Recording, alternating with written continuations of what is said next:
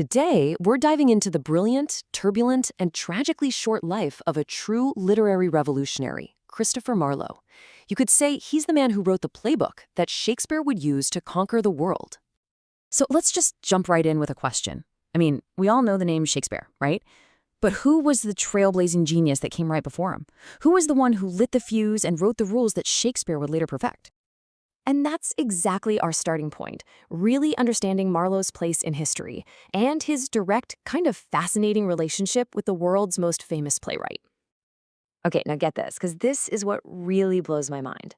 Marlowe and Shakespeare were born in the exact same year, 1564. So why is Marlowe considered his predecessor? Well, it's pretty simple. Marlowe was the established rock star of the London stage, while Shakespeare was still, finding his footing.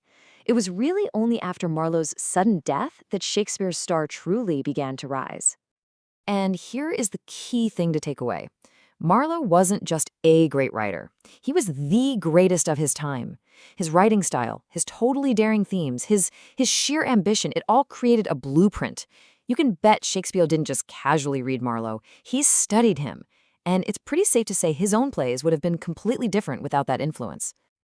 So, you might be asking, how did this guy get so good so fast? Well, a big part of the answer lies in the incredible intellectual circle he was part of, a group that completely transformed English drama. Marlowe was a leading member of this group known as the University Wits.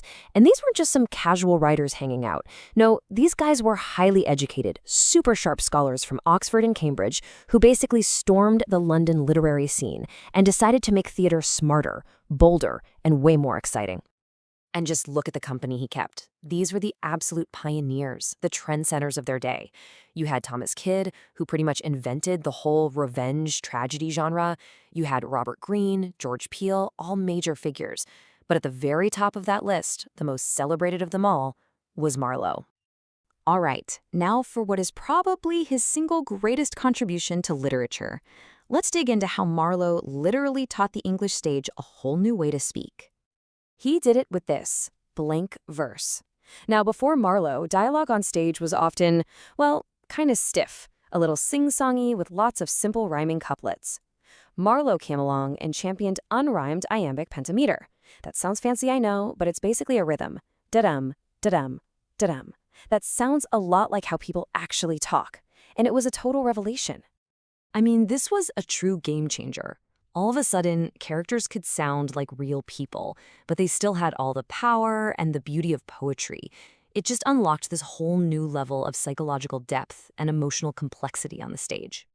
And he used that powerful new language to create some of the most memorable characters in all of English literature. So let's take a quick tour of the masterpieces that really define his legacy. First up, and definitely his most famous, is Dr. Faustus. This is the ultimate story of ambition. It's what we call a morality play, and it's about this brilliant scholar who gets bored with regular human knowledge and makes a pact with the devil for 24 years of absolute power. So let's look a little closer. At its core, it's a morality play, a classic battle for a single soul. You've got these iconic demonic figures, Lucifer and Mephistopheles. And that central plot point, the 24-year deal for ultimate power, is just so compelling. The themes of forbidden knowledge and damnation are so universal that its influence has spread all over the world. It was even translated into Bengali by the renowned poet Zia Hyder. Next up, we have The Jew of Malta. This is a dark, savage play about a wealthy merchant named Barabbas who goes on this path of, barbaric revenge against the city's authorities.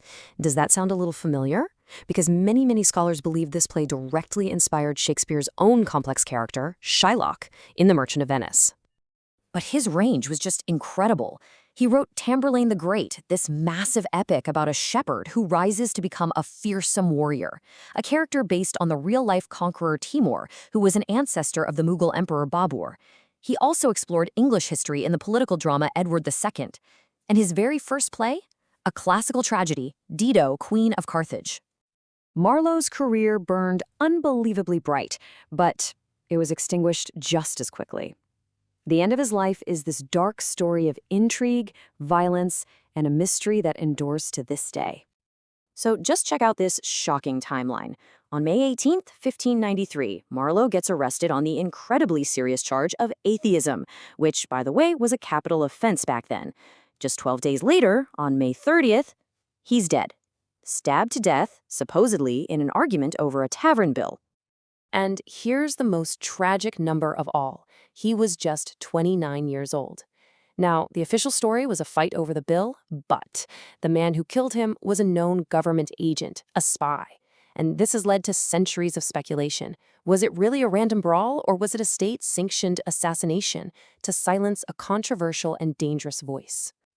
So, how do we sum up this incredible short life?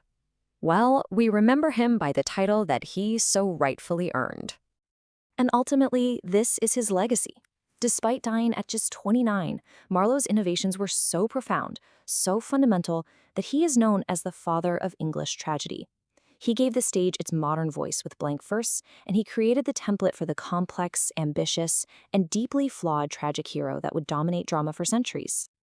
This quote really just says it all, doesn't it? His was a brief but blazing career. He didn't just write plays. He forged the very tools and themes that would light the way for Shakespeare and for everyone who followed. The question that still haunts literary history isn't just about what he did, but what more could he have done?